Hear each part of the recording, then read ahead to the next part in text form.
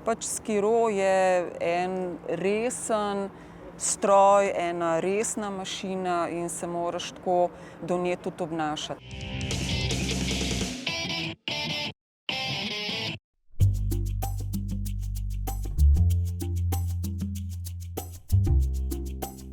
Dve leti se že vozim, cirka 1300 km sem naredil z njim.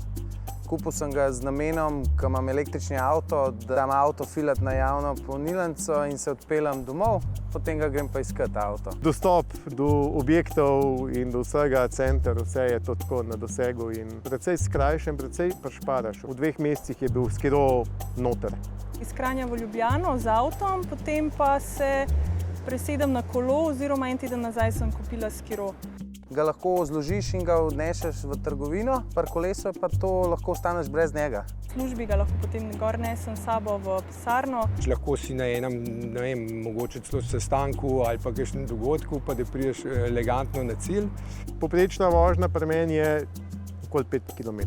Jaz imam 2 polnilca, enega doma, enega v službi, jaz polnim. Ne puščam, da se baterija prazne do nule, ampak to je skozi pripravljen.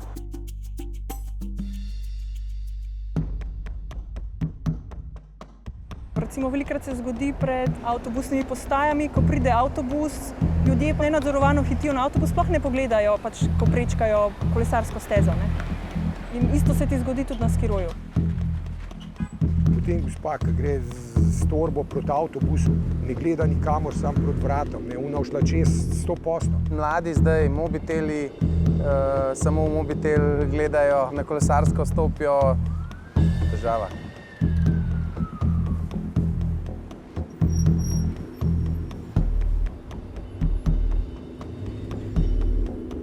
Opažam, da te sploh ne vidijo na cesti. Bi lahko v pol ure bil 5-krat na tleh. Jaz sem bila sicer na kolesu, ko se je prižgala rdeča luč na semaforju, pa je punca pred mano mogla na hitro zavirati in se je pač glih ustavila. Ne? Voznik te pogleda, dobiš kontakt z njim, očesni, veš, da te je opazil, ampak bo zapeljal pred tebe. Tega je 80%, ampak 80% tistih, ki te pogleda. Se pravi, pa v tebe. Jaz imam taktiko tako, da grem kot da sem napred, da nimam prednosti nikoli. Pri telih skirojih, ki smo jih danes probali, so izredno učinkovite zavore. Kot da ne vem, če bi en, ki nima glih dosti prakse, pa da mu daš takle skiro toliko močen s takimi učinkovitimi zavorami, ne, mislim, da je bil kar na nosu lahko tudi doskrat. Ker imam predvidljive situacije, ker recimo vidim, pred sabo imam rdečo luč, bremzam samo z motorjem. Se pravi, kliknem gor in me ustavi v recimo rečemo 8 do 10 metrov. Ajde, 5, ampak bi rekla prej 6 do 8. Ne? Če pač upoštevaš še zraven, koliko si v bistvu pozoren, koliko imaš mogoče težo ruzaka, koliko imaš sam težo. Ne?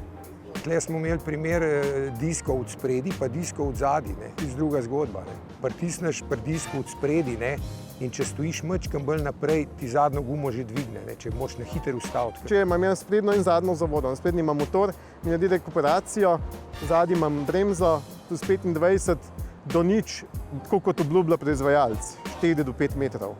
Dejansko naredi to. Ne. Če bi bremzal samo zadnjo bremzo, se pravi samo na ročko, bo prej slej me odnesel. Ne. Sploh če bo listje po tleh, sploh če bo mokro, mi bo kolo odnesel. Problem ene same zavore se lahko pokaže že kar na samem začetku vožnje. Pri zaviranju z motorjem se polni akumulator. In to pomeni, da če je akumulator poln, taka motorna zavora ne more delovati. In je pogojno delujoča zavora, česar pa na skiroju ne želimo. Če greš na skiro, ne, da imaš ustrezno obutev, da to niso petke, da imaš ruzak, celotno telo pač prilagojene vožnji s skirojem. Ne. Stojiš, težišče je drugačno, v bistvu si precej bolj neroden. Ne. Delo je, ne. Ni lagodnega tle. Ker je v končni fazi tudi lušten, ne. Tudi to je, da malo migaš, ne, da je kakšna mišica druga dela. Ne. Iz prehajanja, iz kolesarske na pločnik. Če boš trd, bo to tako zgledal, ne. Če boš ti mehkak, bo pa... Da moramo v bistvu se malček počepniti v kolenu. Sprednjo gumo mečkam pozdigneš, mečkam ga...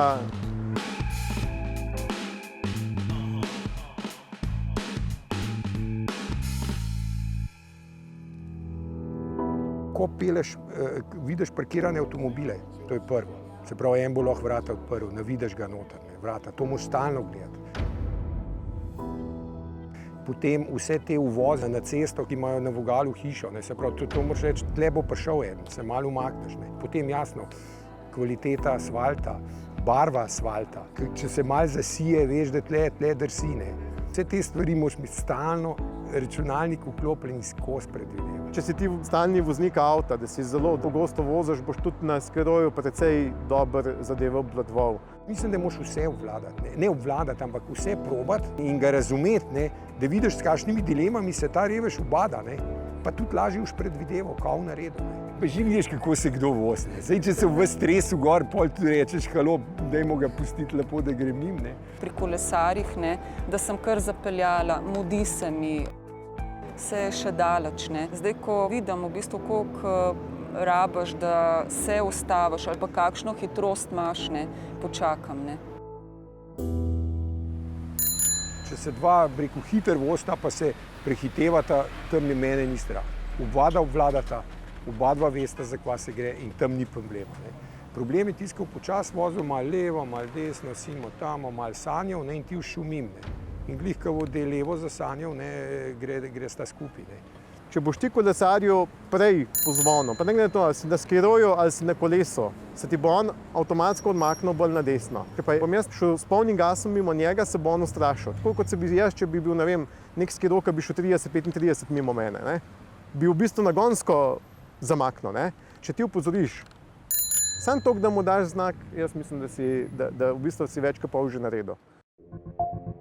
Če bomo prišli tako naenkrat do nekih števcev ali pa do nekih plošč nadzornih, ker bo en kup enih podatkov, bo pozornost na kolesarski stezi cesti na temu gor. Kaj ti pomaga 24, 22, 20 ali pa 25, če štiv nekoga preletu? Se mi je že zgodilo, da so udeleženci, kolesarji, mi hoteli pol malo moč pokazati. Samo jaz sem pač taka umirjena gospa v srednjih letih in si mislim v redu. Se mi pa postavlja vprašanje, kaj bi bilo, če bi bila dva razgretaša skupaj. Sem skoncentriran tudi na kakšno luknjo. Jih je kar nekaj. Ja, to pa kar opaziš. Jaške za odvajanje meteorne vode. Te so ponavadi niso na istem nivoju ali pa vmes dilatacija. Te znajo biti precej doprne. Na nek makadam sem zapeljal, ker sem odpr letu, se je v bistvu guma sprednja takoj iz 25 km se je ustavil skiro na 1,5 metra. S tem, da ga je obrnil, jaz sem pa v bistvu še toliko imel časa, da sem lahko zalaufal in sem zalaufal mimo. Če nisi pripravljen in če bo zdaj pripeljal na polno, boš slej na nosu verjetno. Recimo Nazarjeva, Čopova je boljš dol stopiti, pa je to v bistvu s pešci, kot pa čakati, da se bo nekaj zgodilo, čakati, da bo en otrok se odlepil od mame, preletel pod tabo, mislim, ne vidim tega.